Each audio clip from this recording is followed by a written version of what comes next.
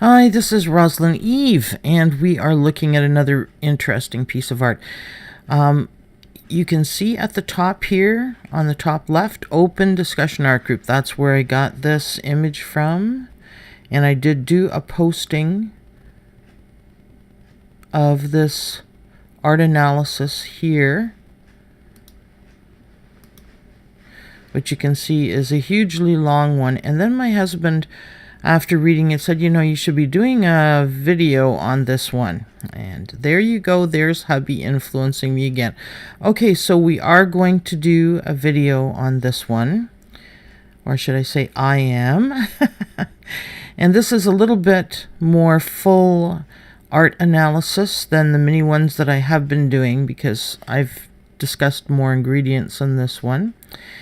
And you can see that, let me just move this over a little bit here so that we're in better alignment. You can see it's pretty much the whole image there. There we go. Now it's as large as it can be.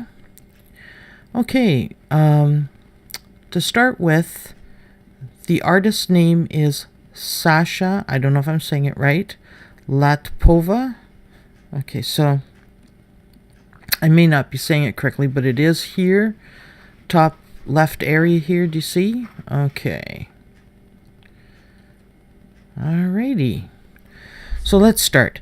I'm going to read this. I may add a little bit to it as well. The warm to cool proportions are larger on the main area of interest than they could be on the artist's checklist of 40 ingredients. Okay, so in my book, I do have 40 ingredients that artists can use to create more exciting, better, and what we're really aiming for is more memorable and strong art.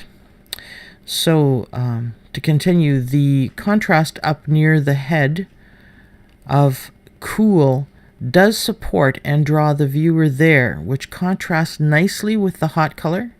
Okay, the hot color is red, as you can see. We do have warm colors, but the red is more of a hot color. The pose and expression are exceptional. There's very good use of the ingredient of exaggeration with the skin coloration, because hasn't blended it all in, and it is very good to create more drama. The right eye is close enough to the third line cross point. Now, we've covered third lines how many times, so you guys are probably very familiar.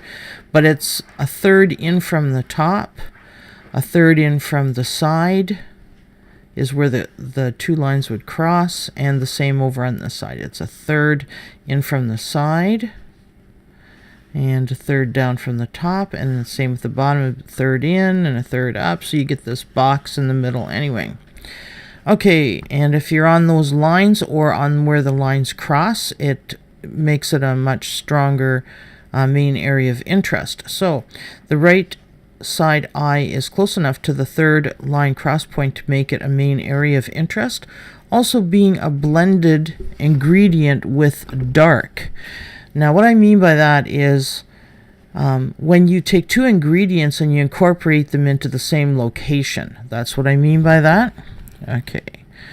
Blended ingredient with the dark enhances its strength. Having surrounded that area with the darker zones is an excellent support of the darkest and lightest zones for an excellent containment and strong, good-sized viewing window.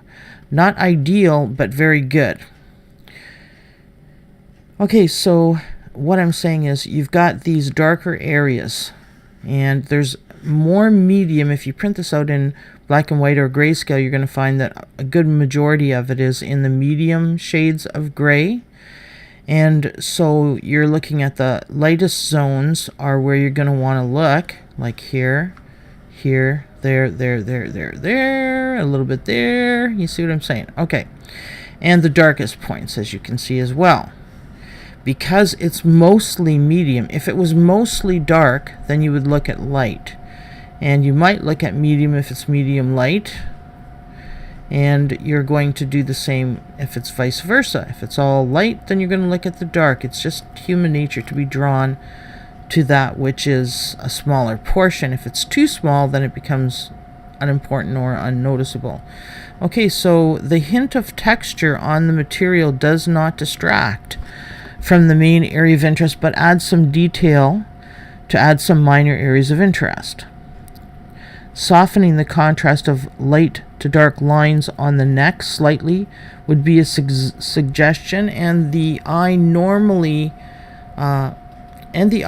because you see how you've got the dark, normally we would suggest the dark and the dark be softened a little bit, but with so little dark in the image, we really don't want to be suggesting for her to cut back the dark area, because it's going to weaken that as an ingredient.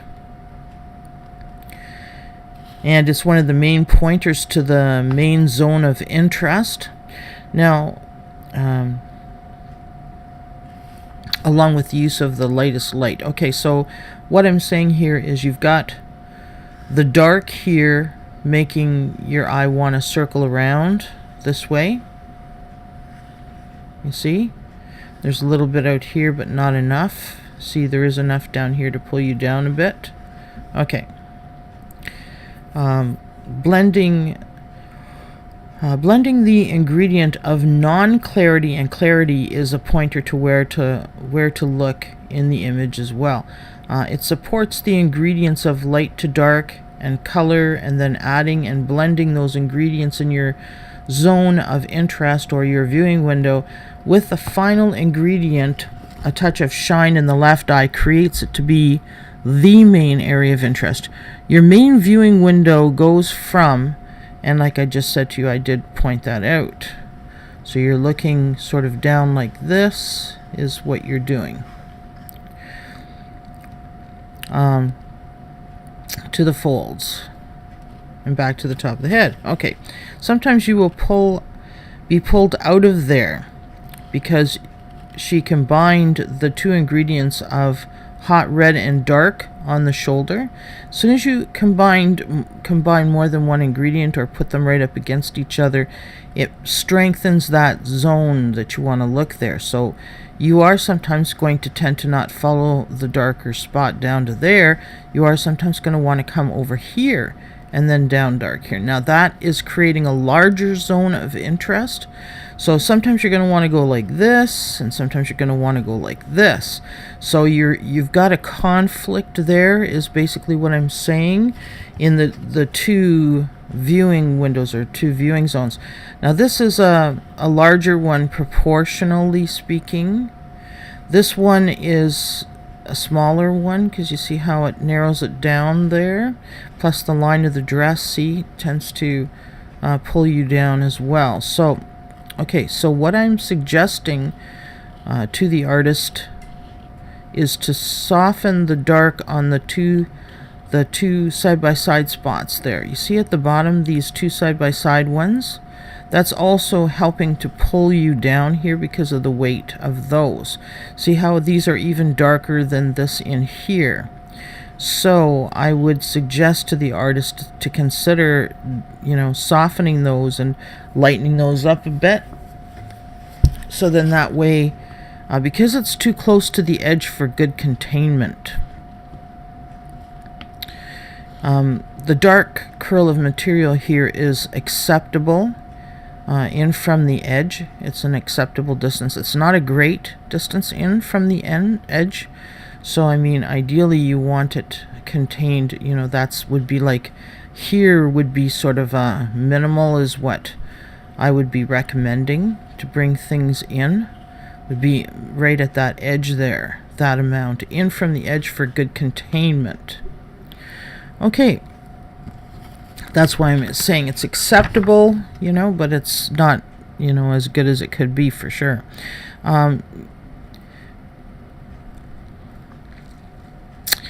I believe that this artist has a good, strong, memorable image here, and that's why we decided that we would go ahead and post this one. It's an extremely high quality artwork, And of course you guys know that I am a practical art analyst, which is my own form of critique. Let's just change pages here to make sure I don't miss anything I put in the original one that I wrote up, which is my form of critique. And it's really meant to test the strength and memorableness of an image. That's why I created this method. I believe the method of analysis is a better way of analysis than the traditional way, or at least to use it in addition to it, because I believe that the ingredients artists choose in the total sum recipe of the art determines the effectiveness and successfulness of the outcome of the artwork. And that is why I wrote my book, and that's why I do what I do.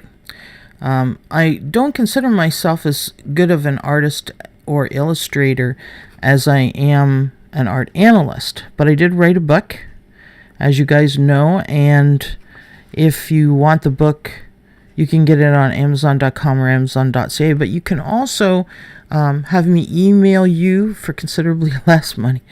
I can email you a copy of my book, or I can put it on USB drive, and then that one can be mailed to you, by land mail.